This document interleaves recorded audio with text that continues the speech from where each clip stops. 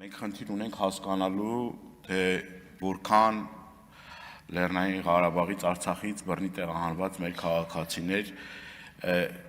չեն ստացել բնակարան, այսինքն այդ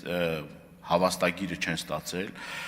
ինչ խնդիրներ կա քաղաքացիության ընդունման հետ կապված, մեր հայրենակիցների հիմնական մտահոգող հարցերը որն են, որ այդ քաղաքացիությունը չեն ստանում, եւ այս ծրագիրը այնպես իրականացնենք, որ դուրսը մնացող որևէ մեր հայրենակից չմնա։ Այսօր կան խնդիրներ, ամեն օր մենք նամակներ ենք ստանում, որ մեր հայրենակիցները դու կյանքի բերումով նենց հաստատվել, որ իրենց աշխատատեղը գտել են Երևանում, այլ տեղեր իրենց մասնագիտությունը չեն կարողանում իրենց մասնագիտությամբ աշխատանք գտնել եւ ապրում են Երևան քաղաքում։ Եվ այն ծրագրերը, որ կան,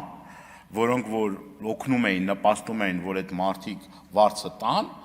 այսօր այդ խնդրի պատճառով հազիվ այդ մարդիկ իրենց ստացած աշխատավարձը գնում է բնակարանային վարձի։ Հիմա այստեղ շատ խնդիրներ կան, մենք 2 րոպեվա ընթացքում չենք կարող քննարկել, բայց այն ժամանակ էլ ենք ասում, որ պետք է ստեղծվի հատուկ մարմին, այդ բոլոր հարցերը քննելու, հետևություններ անելու, միգուցե նաև անհրաժեշտություն լիներ, որպեսզի պետությունը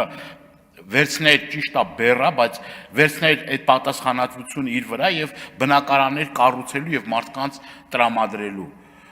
Եվ արցախցիների կոմպակտ բնակեցման հետ կապված նորից էլի շատ կարևոր մի հարց է